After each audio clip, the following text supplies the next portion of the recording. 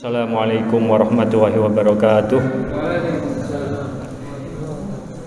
Innal hamdalillah nahmadu wa nasta'inuhu wa nastahdi wa nastaghfiruh wa na'udzu billahi min syururi anfusina wa min sayyiati a'malina may yahdihillahu fala mudhillalah wa may yudhlil fala hadiyalah. Assalatu wassalamu ala asyrafil anbiya wa imamil mursalin sayyidina wa maulana Muhammadin sallallahu alaihi wa alihi wasallam wa man tabi'ahu bi ihsanin ila yaumiddin tsumma ma ba'd.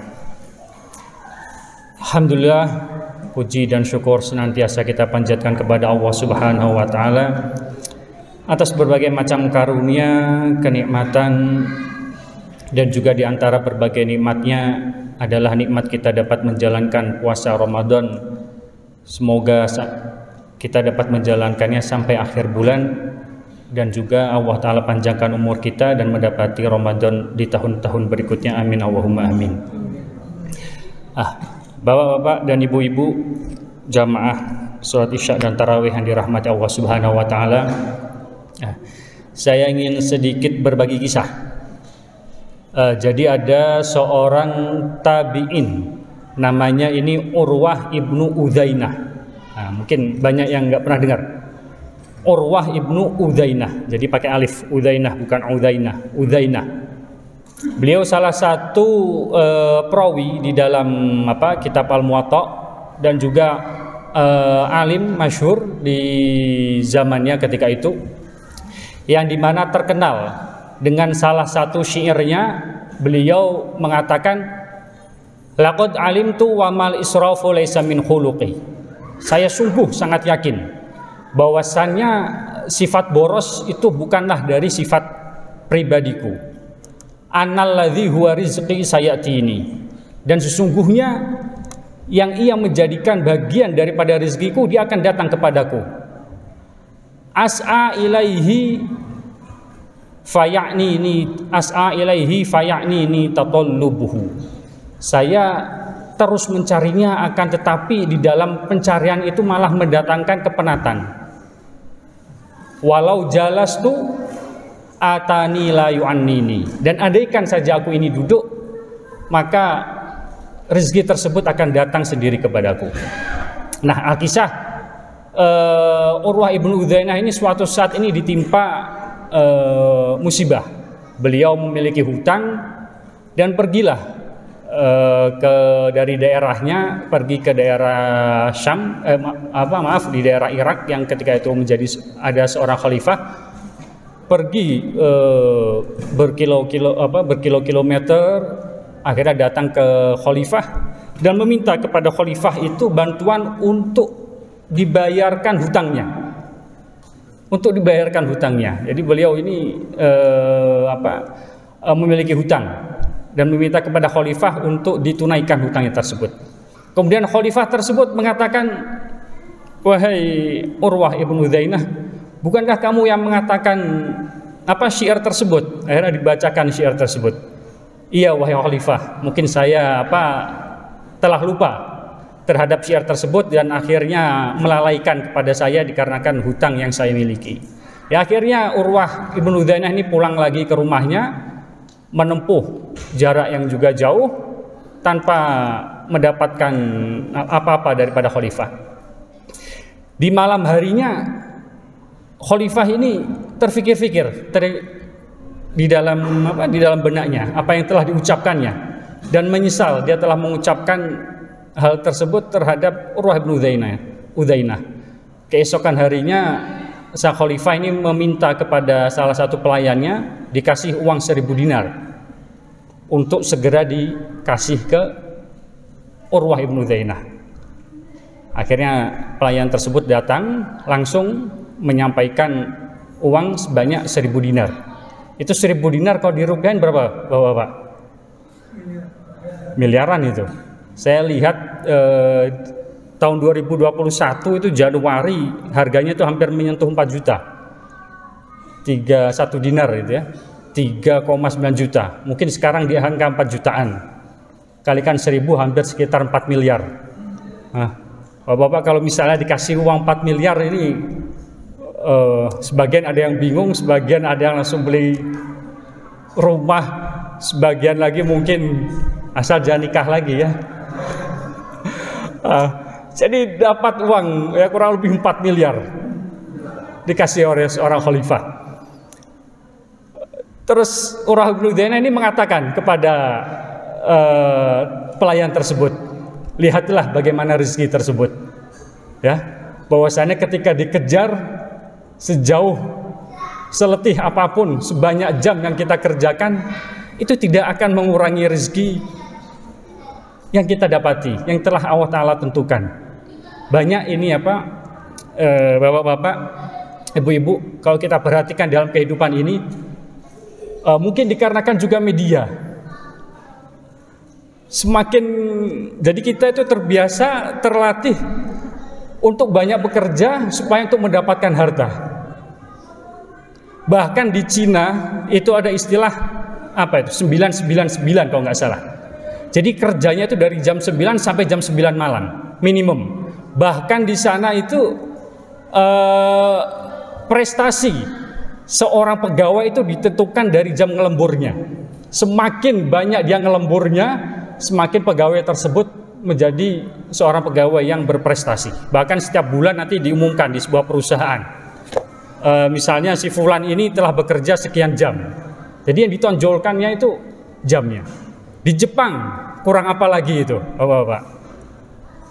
Yang workaholic ya, kurang lebih dikatakan sampai maniaknya terhadap pekerjaan. Angka kematian di sana itu semakin tinggi semakin tahun. Bahkan juga setelah mereka bekerja, hari libur mereka habiskan ya untuk minum-minum, dikarenakan untuk menghabiskan untuk menghilangkan kepenatan di kepalanya tersebut. Nah, yang ingin saya tekankan di sini daripada kisah tersebut, bahwasanya para salafus soleh dahulu ini tuh menekankan kepada ada perkataan i'mal lidunyaka, istagil, bukan i'mal lidunyaka, istagil bil amalil matlub wala tashtagil bir rizqil madmun. Sibuklah kalian ini terhadap amal perbuatan yang diminta Allah Subhanahu wa taala, dan janganlah kalian ini itu sibuk dengan rezeki yang Allah Ta'ala ini itu sudah jamin. Wa ma min dabbatin fil ardi illa 'ala Allahi rizquha wa ya'lamu mustaqarraha wa mustaudaha. Dan tidak ada binatang melata pun di muka bumi ini melainkan Allah Ta'ala telah jamin rezekinya. Bahkan di dalam, mungkin bapak-bapak juga telah mendengar, di dalam hadis yang sahih diriwayatkan oleh Bukhari, Muslim, dan juga dikutip oleh Imam Nawawi di dalam Al-Arba'in An-Nawawiyah, inna wa ta'ala yujma'u ahadukum fi batni ummihi arba'ina yawman nutfah thumma yakunu 'alaqatan mithla dzalik, sampai di pertengahannya itu Rasulullah mengatakan bikat birizkihi wa ajalihi wa amalihi. Jadi semenjak kita berada di dalam perut ibu kita itu sudah ditentukan rezekinya itu seperti apa, sebanyak apa. Oleh sebab itu kita hanya diminta bekerjalah, tetapi ingat, di dalam bekerja itu kamu ini, di dalam diri kamu itu memiliki hak terhadap keluargamu, terhadap Allah Subhanahu wa taala, dan yang lain sebagainya.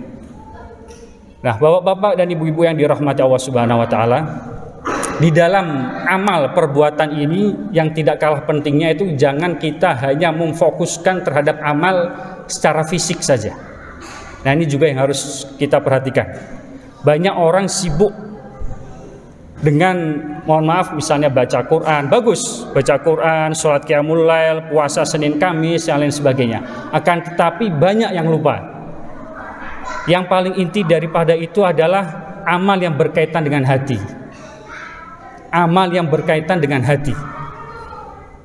Bagaimana kita ikut merasakan saudara kita yang senang, kita ikut merasakan yang senang. Saudara kita yang susah, kita juga ikut merasakan yang susah. Tidak memiliki rasa hasad, tidak memiliki rasa takabur, tidak memiliki rasa dengki, iri, yang lain sebagainya. Ini kesemuanya ini harus dilatih semenjak dini. Ya, bagaimana kita ingin? Jadi dahulu para ulama yang paling gampangnya mengecek hati kita, lihat hati kita. Kita ini lebih suka menerima atau mengasih? Nah, itu paling minimnya. Kita lebih suka. Jadi orang yang mengasihi kita, hati kita itu lebih dekat kepada orang tersebut, atau hati kita ini tuh lebih dekat kepada orang yang menerima daripada harta kita. Nah, ini naudzubillah tsumma naudzubillah, kalau kita tidak mau melatih hati kita ini, naudzubillah min dzalik ya, jangan sampai anak cucu turunan kita itu memiliki hati yang demikian. Dikarenakan nanti ujung daripada hati tersebut, oleh sebab itu Rasulullah mengatakan ala inna fil jasadi mudghatan, sesungguhnya di dalam jasad ini itu terdapat sebuah gumpalan, apabila dia itu baik, dia akan mencerminkan kebaikan orang tersebut, mencerminkan kebaikan orang tersebut. Bahkan khalifah, bukan sebagian ya, mayoritas Ahlus Sunnah mengatakan beliau adalah khalifah kelima Umar ibnu Abdul Aziz. Istrinya itu mengatakan sendiri, beliau ini mungkin kalian sholat malamnya lebih banyak, baca Qurannya lebih banyak daripada Umar ibnu Abdul Aziz. Istrinya sendiri yang bernama Fatimah, beliau mengatakan, akan tetapi demi Allah saya tidak pernah melihat orang yang takutnya itu melebihi takut Umar ibnu Abdul Aziz. Di pagi-pagi ketika malam hari ya, bukan pagi-pagi, malam hari, di malam hari itu tubuhnya bergetar dikarenakan takut kepada Allah Subhanahu wa taala. Bahkan digambarkan juga oleh istrinya sampai di pagi hari fajar telah terbit, manusia ini itu bangun dalam keadaan belum ada khalifah. Khalifahnya di mana? Masih dalam keadaan takut, tubuhnya bergetar kepada Allah Subhanahu wa taala. Nah itu ya, yang insya Allah ini sedikit yang bisa saya sampaikan. Semoga kita di antara hamba-hamba Allah Subhanahu wa taala yang senantiasa mengasah pribadi diri kita, tidak hanya beribadah ataupun mempertajam amal secara zahir saja, akan tapi kita juga dapat menjadi pribadi yang senantiasa mempertajam amal hati kita ya. Amin Allahumma amin. Wabillahi taufiq wal hidayah. Assalamualaikum warahmatullahi wabarakatuh.